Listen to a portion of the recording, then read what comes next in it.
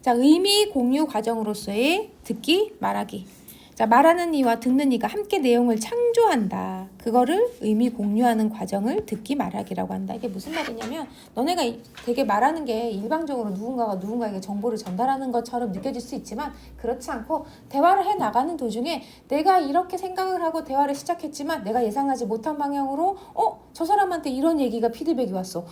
내가 원래 정보를 전달하려고 정보를 줬는데 상대방에게 더 많은 정보를 얻을 수 있어. 그리고 둘 다 똑같은 뭔가 깨달음을 얻었어 하면 그게 바로 의미를 공유하는 과정이라는 얘기입니다. 그래서 듣기 말하기 과정이 얼마나 중요하냐면 결국 너네가 나중에 제일 인생에서 되게 중요한 과정 중에 하나가 나랑 영원히 함께할 반려자를 찾는 과정이잖아. 결혼해서. 그지? 근데 그런 사람을 찾을 때 과연 무엇을 통해서 그 사람을 파악할 수 있겠어? 예준아, 너 누군가랑 이제 결혼할 상대방을 찾아. 뭘로 그 사람과 내가 평생 같이 살 수 있을지를 판단할 수 있을 것 같아? 외모? 그치, 성격. 그치? 근데 그 사람의 성격을 우리가 뭘로 파악할 수 있을 것 같아? 물론 행동을 보고도 저 사람이 착한 사람이다 그 다음에 알 수 있겠지만 그럼 넌 성격만 좋으면 돼? 사람이 마냥 착한 사람이면 돼? 성격이 좋아? 그거 말고 다른 건 없어? 그래? 생각을 안 해봤구나. 우리 보통 많이 하잖아. 여자들은 그런 얘기 많이 하잖아. 대화가 돼야 된다고, 말이 통해야 된다고, 그런 얘기 되게 많이 하거든. 근데 되게 진짜 대화를 많이 해야 돼. 저 사람과 내가, 물론 성격이라는 게 저 사람이 행동이나 평소에 어떤 모습을 보이는지를 보고 저 사람의 성격을 알 수 있긴 하지만 대화를 통해서 이 사람이 어떤 가치관을 가지고 있는지 되게 중요해. 나는 그래서 사실 요새는 되게 중요한 게 정치적인 가치관인 것 같아. 나 요새 특히나 남자들이, 너도 요새 신문기사 많이 읽었지. 약간 극으로 가는 경향이 많다고. 너는 일베는 들어가 봤지? 일베 들어봤지? 넌 들어가 본 적 있어? 그리고 뭐 하는 데인지는 알아? 그지 알지. 그러니까 그런 것들도 걸러내고 하는 거지. 자, 듣기 말하기 과정이라는 건 말하는 이와 듣는 이가 내용을 창조하고 그 의미를 공유한다. 그래서 대화를 통해서 너랑 나랑 공감대를 찾고 뭐야 너랑 나랑 생각하는 게 되게 비슷하네를 찾아가는 과정입니다. 그래서 선생님이 방금 전에 설명한 것처럼 대화가 정해진 방향으로 흘러가는 게 아니다. 즉 나는 이런 새 생각하고 대화를 시작했지만 상대방이 내가 모르는 걸 얘기해주고 혹은 상대방이 내 말에 너무 공감해주는 바람에 내가 예상했던 거와 다른 방향으로 흘러갈 수도 있다. 그래서 이건 그냥 상식적인 거야. 그지? 대화는 절대 정해진 방향으로 갈 수가 없는 거야. 그죠? 선생님도 만약에 똑같은 내용으로 선생님 교재로 강의를 해. 가온반도 강의하고 중2는 아란반도 강의한단 말이야. 내가 이렇게 준비한 강의 내용은 똑같아. 하지만 너는 학생들이 어떻게 피드백을 보이냐에 따라서 당연히 내가 흘러가는 강의 흐름도 달라질 수 있어요. 그래서 참여자들의 배경 지식이나 경험, 참여자들 사이의 관계에 따라서도 즉 대화가 수시로 방향이 바꾼다. 그러면 듣기 말하기 과정에서 유의할 점이 뭐니? 일단 목적을 고려해라. 지금 의사소통이 내가 정보 전달하기 위한 거야. 상대방과 내가 좀 친분을 쌓기 위한 거지. 아니면 내가 상대방을 설득하기 위한 건지 목적을 고려해야 되고요. 그다음에 참여자가 나라의 대화를 어느 정도 알아들을 수 있을지. 당연히 가온반하고 물론 같은 학년에서 가온반과 아란반의 지식 수준의 차이는 크게 없기 때문에 그것 때문에 강의 내용이 달라지진 거의 않죠. 그 다음에 참여자 간의 친밀도도 고려해야 된다. 저 사람과 내가 얼마나 친하냐에 따라서 그지. 내가 조금만 얘기해도 상대방은 바로 알아듣고 나랑 친하지 않은 사람은 아주 자세하게 설명을 해야 될 경우가 있습니다. 그러니 이런 것들이 고려해야 참여들 간의 의미가 잘 공유될 수 있다더라. 여기 돼지가 한 마리도 죽지 않던 날, 이게 소설인지 외국 소설. 자, 협력적으로 말하고 듣는 태도. 즉 대화할 때도 협력적으로 말하고 듣는 태도가 되게 중요하다. 나 오늘 아침에 출근하다 우리 신랑이랑 싸울 뻔했잖아. 정말 너무 싫다. 선생님이 운전면허증이 없어요. 그래서 되게 우리 신랑이 운전해줄 때마다 되게 생색을 내. 나보고 말만 할 때마다 운전도 못하는 게 약간 이런 식으로.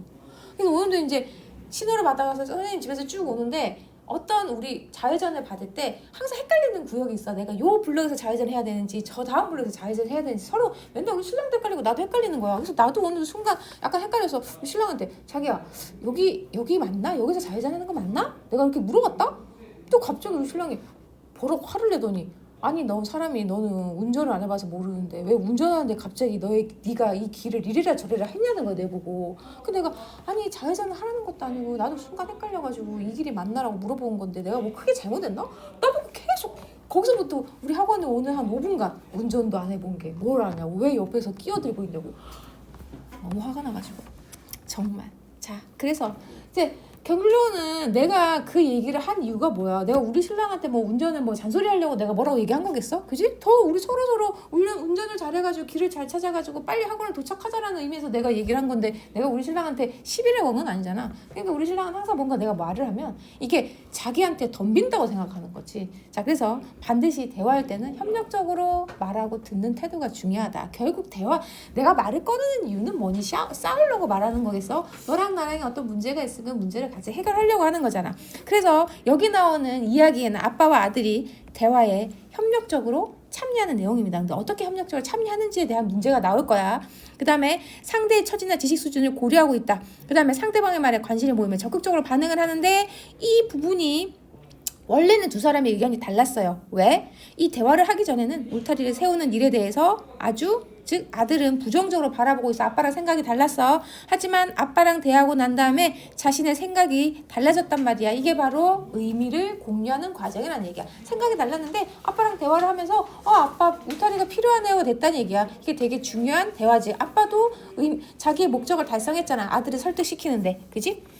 자, 그러면 달리는 차은은 시나리오의 관례 특성 묻는 문제가 나옵니다. 시나리오는 이게 대본으로 읽히기 위해 쓰여진 게 아니야. 뭐 하기 위한 거야? 영화나 드라마 대본이다. 즉 영화되고 드라마를 찍기 위해서 만들어진 게 시나리오 대본입니다. 일상적이고 현실적이고 교훈적이다. 청소년기의 꿈의 좌절과 극복에 대해서 얘기하는데, 이 다문화 과정에서 일어나는 갈등과 화해 과정이 잘 드러난다. 그럼 여기서 어떤 대화가 의미가 공유되는 대화가 오고 가는지 한번 봅시다. 처음에 차은이하고 엄마가 대화가 원활하게 이루어지지 않습니다.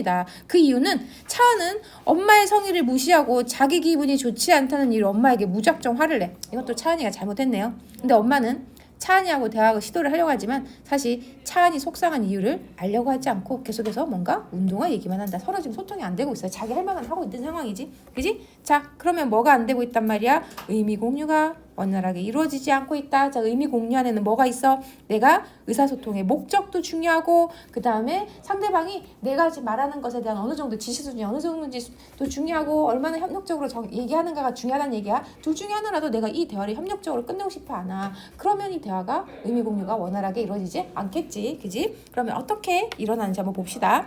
자, 듣기 말하기 특성을 한번 알아보자. 너 혹시 소금의 유통기한 알아? 소금에도 유통기한 있어? 1000일이야. 그래서 천일염이라고 하잖아. 헉, 뭐야? 이게 진짜야? 재밌네. 다른 얘긴 더 없어? 알면 더 해줘.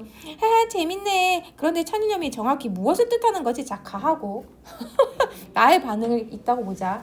자, 그러면 가는요, 지금 남자애가 한 말을 제대로 알아듣고 새롭게 의미 공유해서 이 대화를 이뤄나가고 있어. 너 이런 것도 알아? 또 다른 것도 얘기해줘. 근데 지금 나는 남자애가 실컷 얘기했어. 그래서 천일염이라고. 그런데 얘가 갑자기 천일염이 뭐야 하고 묻고 있는 거야. 지금 가에 있는 여자하고 나에 있는 여자가, 그지? 뭔가 대화를 하는 데서 듣기가 얼만큼 중요한지를 보여주고 있다는 얘기야. 자, 그럼 가하고 나에 나타난 여학생의 반응. 가는 재미있는 농담을 듣고 싶어한다. 그 다음에 천일염의 정확한 뜻을, 그런 거야? 진짜 천일염이 그런 거 아니야? 그런 거야? 그런 거야? 못 알아듣고 있는 게 아니야? 그러니까 야, 천일이야. 그래서 천일염이라고 하잖아. 나는 정말 진심으로 얘를 팩트로 생각했네. 나는 되게 진지충인가 보다. 난 정말 그래서 뭐야, 그래서 천일염이야? 라고 생각했고, 다른 것도 더 다른 정보가 없어? 라고 나는 묻고 싶었어. 오히려 이상한 반응을 보였네. 자, 가에서는 그래서 그런 이름 말장난인 거지. 농담이니까 농담을 더 듣고 싶었던 거고, 얘는 그러니까 진짜 천일염의 뜻이 뭐냔 말이야 하고 정확한 천일염의 뜻을 묻고 싶었던 거. 얘는 이제 완전 튄 거네. 그지? 자, 그러면 이 부분을 통해서 가하고 나의 반응이 다른 이유, 듣기 말하기 특성에서 나온다. 일단 같은 내용이에요. 남자애가 한 말은 똑같아요. 하지만 여학생의 반응은 다르다. 그렇기 때문에 앞으로 벌어질 대화 상황도 달라질 거다. 여기서는 이 남자애가 농담을 더 할 거고, 그지? 여기서는 뭐야, 농담이야, 나 잘 몰라 라고 할 수도 있고, 아니면 야, 우리 천일염 뜻이 뭔지 한번 찾아볼까? 그렇게 이야기가 전개될 수 있겠지. 그지? 그래서 말하는 이와 듣는 이가 사실은 함께 참여해서 말하기 듣기라는 건 새로운 의미를 창조해 나간다. 즉 똑같이 대화가 시작됐지만 어떻게 받아들이냐에 따라서 대화가 다른 방향으로 흘러나갈 수 있다. 그래서 줄은 쳐봐. 네가 필기는 안 해도 돼도 동그라미 쳐, 빨간 색깔로. 나중에 네가 거기다가 적어 넣어야 될 거 아니야. 뭐가 빨간색인지 표가 안 나잖아. 그러니까 너 나중에 네 책에다가 다시 한번 써야 될 텐데, 요거 이렇게 동그라미 해놓으면 나중에 찾기 쉬울 거 아니야. 자, 이번에는 한번 어떤 상황인지 보자. 이 탑은 우린 풀어왔대.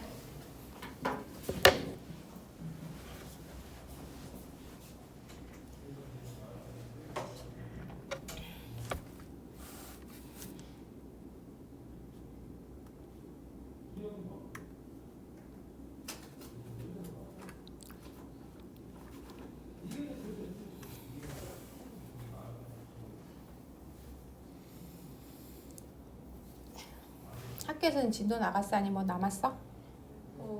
두꺼비는 아직 안 나오고 다른 건 다 나오고. 네, 다 나갔어. 네. 너네는 수행 뭐 했어? 이번에? 그 예전에 고전 소설 같은 거를 일주일에 한 편씩 독서록처럼 써서 내는 그런 거 했는데 마지막에는 그 방어랑 역설로도 독서록 쓰는 거 한 번 더 했어. 이 정도면 뭐 그 정도는 좀 할만하네, 그지? 근데 그 마지막 수행 평가가 자기 있었던 경험 바탕으로 쓰는 거라서. 근데 또 하필 골랐던 게 메밀꽃 피우는데 그 경험이 별로 없어서 근데 약간 좀 못 쓰는 것 같아. 그래서 너네가 그럴 때는 어떻게 해야 되냐면 그냥 지어내는 거야, 경험을.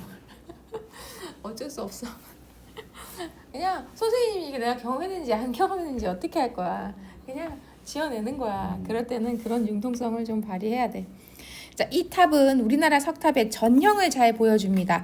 초창기 석탑은 중국의 전탑을 흉내내서 만들었기 때문에 옥계석이 어쩌고 저쩌고 이제 앞에서 어떤 사람이 강의를 하고 있는데 옆에는 내가 전형? 전탑이 뭐지? 강의 주제가 탑과 관련된 거였어? 전혀 몰랐네. 자, 지금 듣는 사람이 지금 준비가 안 돼 있는 거지. 즉 강연자가 듣는 사람의 지식 수준을 고려하지 않고 말하고 있고 그다음에 듣는 사람은 이것을 적극적으로 들을 준비가 전혀 안 돼 있는 상황이네요. 가는요. 엄마, 이번 주말에는 무조건 놀이공원에 가요. 놀이공원은 무슨 어린이도 아니고. 아니, 제 소원 하나도 못 들어주시는 거예요? 자, 지금 여기서는 엄마하고 아들과의 대화에서 뭐가 문제인 거야? 여기서는 어떤 상황이지 문제가 되는 거야? 엄마가 사실 좀 태도가 문제가 있지, 그지? 일단 아들을 보고 있지 않아. 엄마는 지금 뭐 폰을 들고 있는 것 같아. 폰을 보고 있던지, 그지? 그래서 엄마가 푹 쉬고 있는데 아들이 대뜸 놀러 가져가니까 엄마가 뭔가 근데 저 정도로 엄마가 아들이 저렇게 얘기하는데 바로 저런 반응을 보였다는 건 평소에 아들이 전혀 엄마한테 잘하지 않았다는 거야. 그지? 만약에 엄마가 아주 아들을 이뻐하면 그래 알았어 너 이번에 공부 열심히 했으니까 어디 놀러 갈까 할 텐데 이거는 평소에 아들이 엄마한테 쌓아놓은 게 없구나. 그러니까 엄마가 아들이 뭐 놀자고 말만 해도 엄마가 지금 경기를 일으키는 그런 상황이네. 자, 볼게요.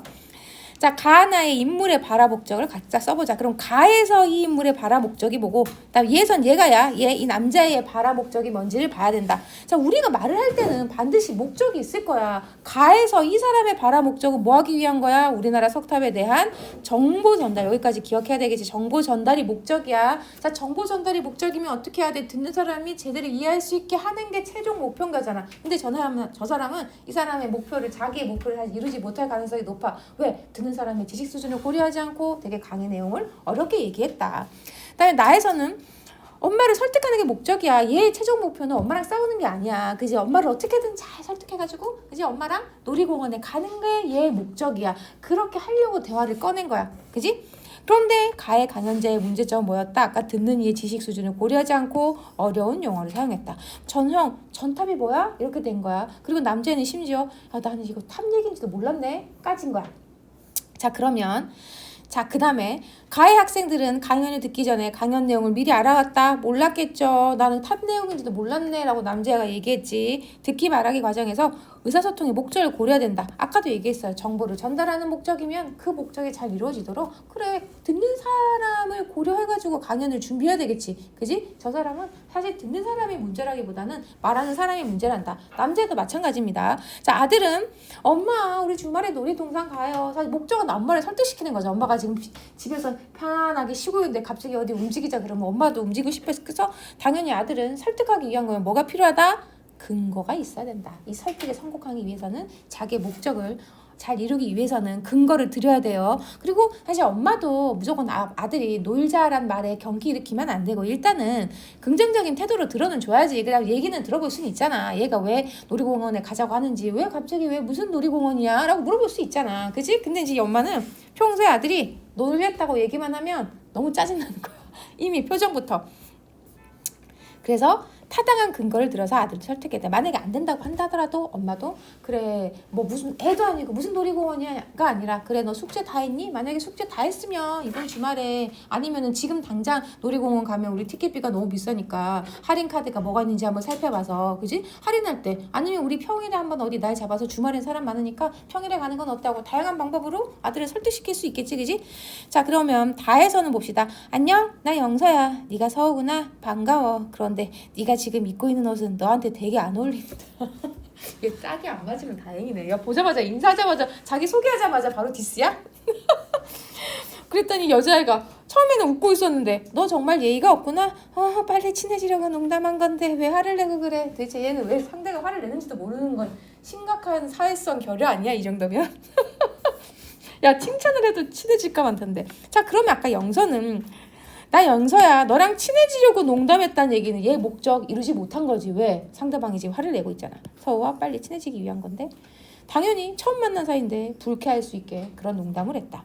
그럼 바람직한 말하기 방법은 여기서 다시 뭐가 문제란 얘기야? 그치 처음 만나는 거야. 친밀도가 낮아. 만약에 걔네들이 완전 절친해. 야 너 오늘 입은 옷이 이게 뭐냐 완전 웃겨 라고 하면 뭐 오히려 내가 친한 친구가 저렇게 나를 까면 난 기분이 좋아. 그지 관심을 가지는 거 아니야. 그지 내가 특히나 평소에 관심 갖고 있는 남자애가 나보고 칭찬해주면 더 좋겠지만 칭찬 아니고 디스라도 나한테 관심 가져주고 말 한마디 해주면 나는 좋을 것 같아. 근데 생판 처음 보는 이 친밀도가 낮은 친구가 나의 복장에 대해서 지적을 하면 당연히 상대는 기분이 나쁘겠지. 그래서 신중하게 농담을 건네는다는 얘기예요. 이것도 우리가 글로 가르쳐야 돼. 상식이 아니고 그지?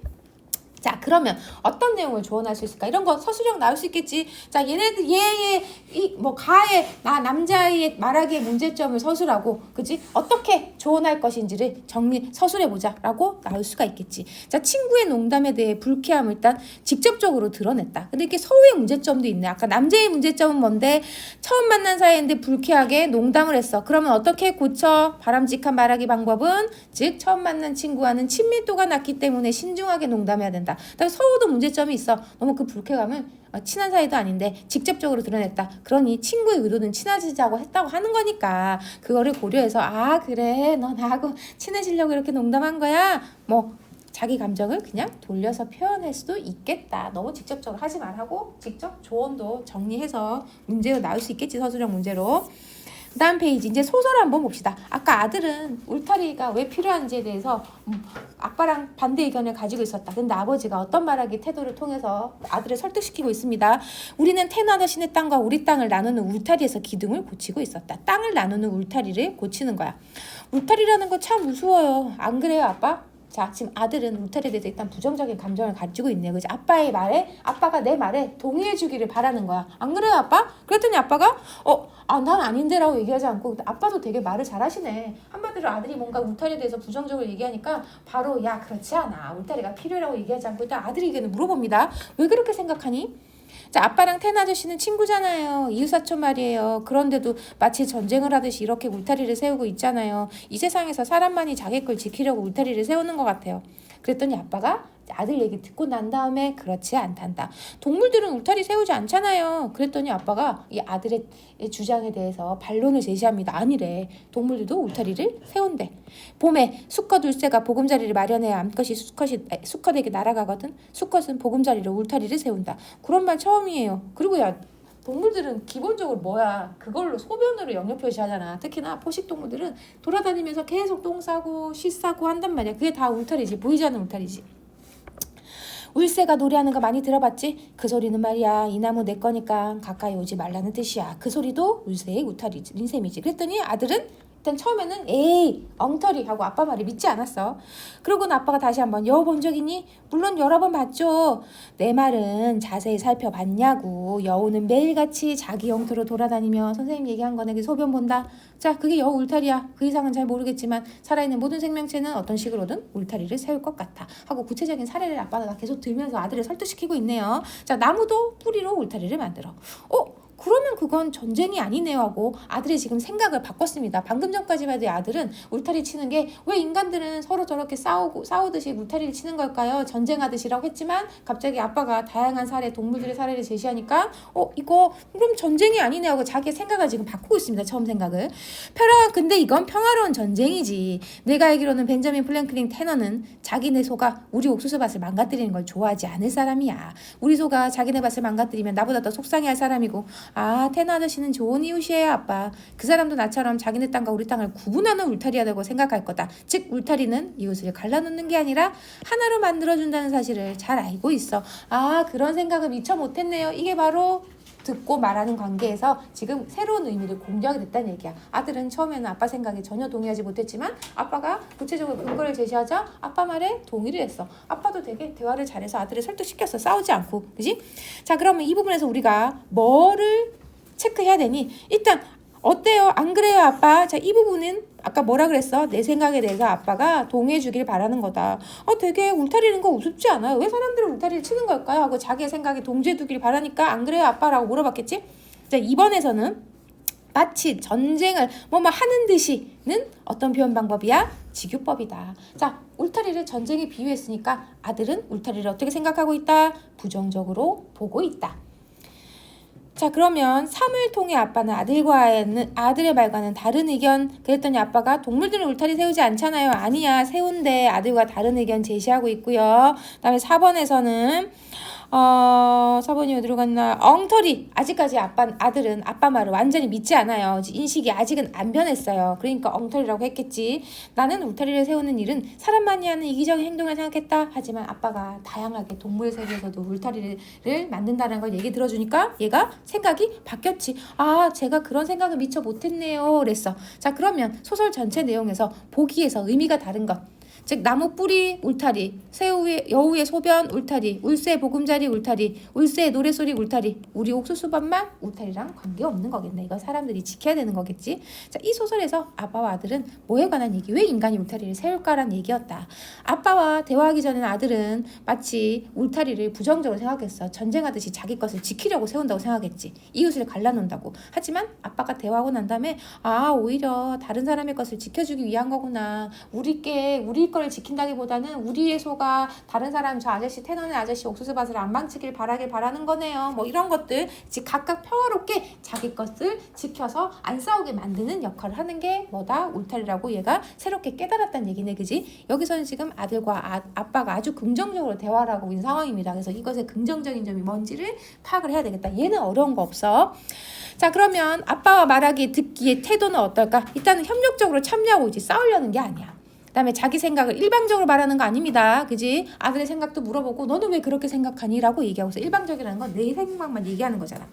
그다음에 대화 주제에서 벗어난 이야기 안 하고요. 상대의 처지나 지식 수준을 고려하면서 말하고 있지. 상대방의 말에 관심 보이며 적극적으로 반응한다. 그래서 여기서는 기억, 리을, 미음이겠네. 자, 이 소설에 등장하는 아빠와 아들의 듣기 말하기 태도가 의사소통에 어떤 영향을 미치니? 아빠는 아들이 이해하기 쉽게 아들의 눈높이에 맞게 울타리가 어떤 의미를 가지는지 설명하고 있고요. 아들은 아빠가 전혀 자기의 생각과 다른데도 불구하고 아빠 얘기 일단은 기본적으로 아빠랑 얘랑 평소에도 대화를 많이 나눈 거지. 대화를 안 나누다가 저랬으면은 아빠 말도 안 돼. 맨날 아빠는 저런 식이야. 들어다 말겠지. 근데 그렇지 않고 평소에 이렇게 긍정적인 대화를 많이 나눈 것 같다. 그렇기 때문에 아들도 맞장구를 치면서 아빠의 말에 귀를 기울이고는 결국 아들도 아빠의 의견처럼 울타리를 치는 것이 전쟁이 아니고 얼마나 긍정적인 것인지에 대해서 생각하게 됐다.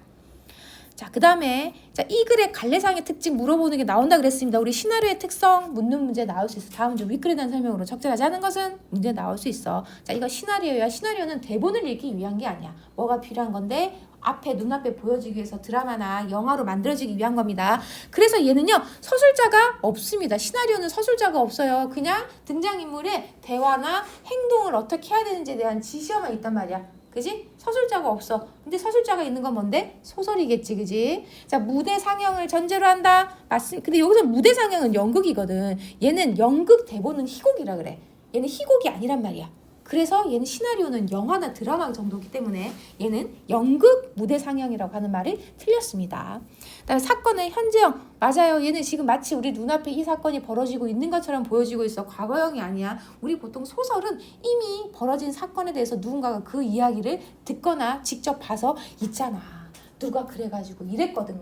근데 시나리오는 지금 우리 눈앞에 그 사건을 지금 보여주는 겁니다. 그래서 현재형을 서술하는 거 맞고요. 등장인물의 수에 제한이 없다.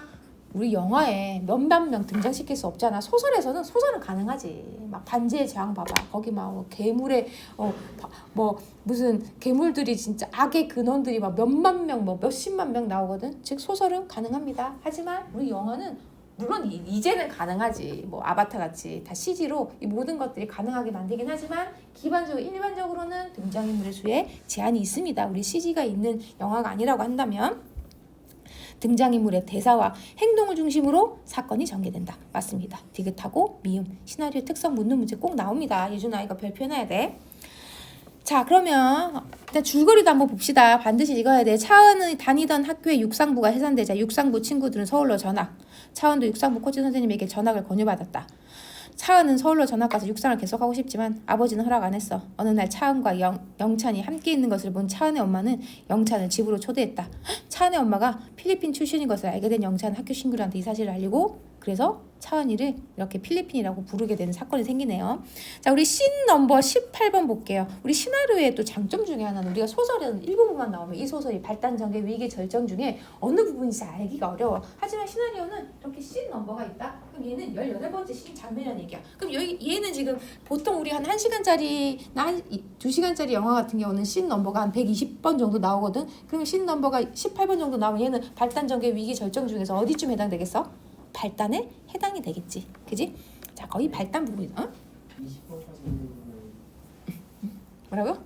20번까지 나가시지 않았어요? 아니 보통 한 120, 씬 넘버 120. 한 2시간짜리면 2시간짜리 영화면 120번에서 한 200번.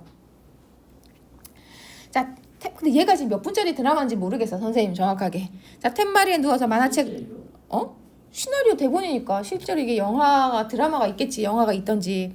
툇마루에 누워 만화책을 읽고 있는 차은, 새 운동화에 신이 난 동민이 차은을 부르며 마당으로 들어온다. 동민을 따라오는 엄마. 누나 이것 좀 봐라. 새 운동화다. 차은이 별 관심을 보이지 않자 동민은 아빠하고 부르며 쪼르르 밖에 나고 동민은 남동생인가 보네. 쇼핑백 들고 선 엄마가 아까 필리핀 사람이라 그랬어. 차은아 집에 있었어? 안 나갔어? 근데 이제 차은은 뭔가 꿈쩍도 않은 거 보니까 엄마 때문에 놀림 받은 것에 대해서 그냥 엄마가 싫은가 봐. 그지? 엄마가 뭐 사왔어? 맞춰봐 하고 대화를 나누려고 엄마는 노력하고 있는 거죠. 앞부분 줄거리에서 지금 차은이 기분이 안 좋아지는 이유는 뭔데? 친구들이 필리핀이라고 놀린다니까. 그 문장을 쓰라 그러니까 여기 차은의부터 놀린다까지 쓰면 되겠네. 그지? 차은의부터 놀린다. 차은은 전학을 권유받을 만큼 달리기에 소질이 있으니까 선생님이 전학 가라 그랬겠지. 동민과 달리 새 운동화에 관심이 없다. 얘는 엄마 새 운동하다 하고 동민은 좋아하고 있지만 얘는 꿈쩍도 안 하. 관심도 없는 상황이야. 왜? 앞에 내용을 통해서 지금 차은이가 기분이 안 좋은 걸 알 수 있는 거지. 그지? 근데 여기서 엄마한테 화를 내봤자 무슨 소용이 있냐.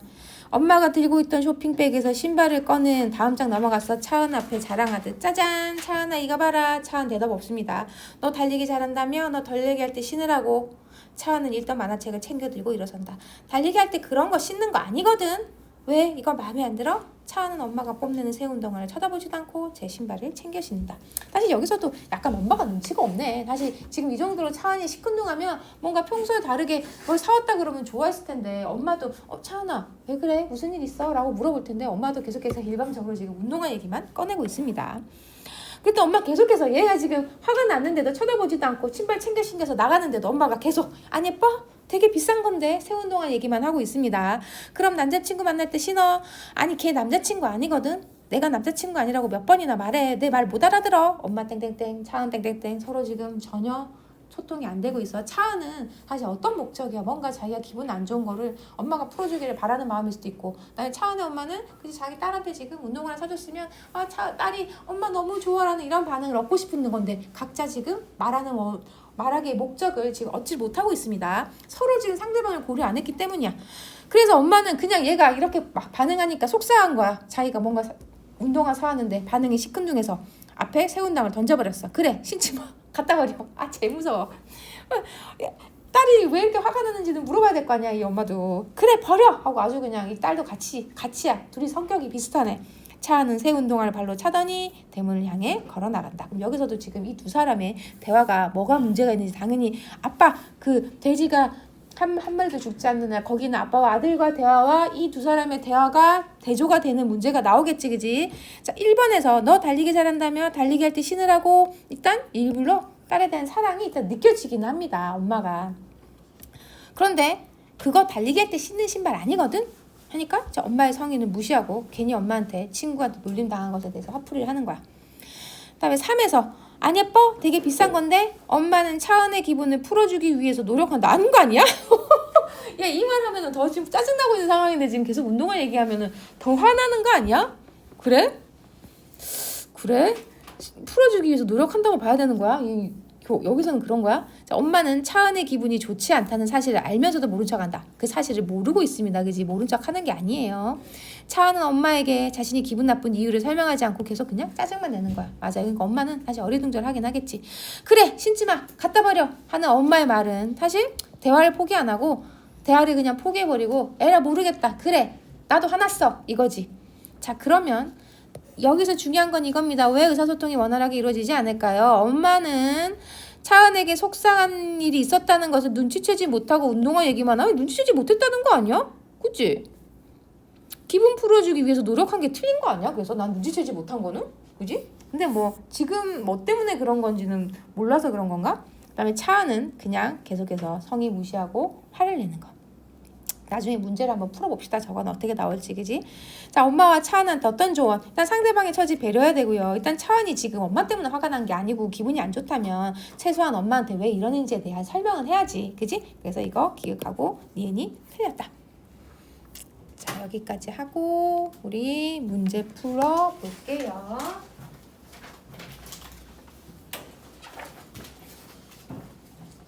이게 제일 쉬운 거 같아. 그치, 제일 쉬운 거 같지? 그래, 그거 동백꽃 어렵지. 그 다음에 3단은 문학도 어렵지. 동백꽃이 뭐야? 아, 너네 동백꽃 너네 동백꽃이 아니구나. 미안해. 아까 너네 1-2가 뭐지? 기억이 안 나네. 그 뭐지? 기아 세계 기아 문제. 발표.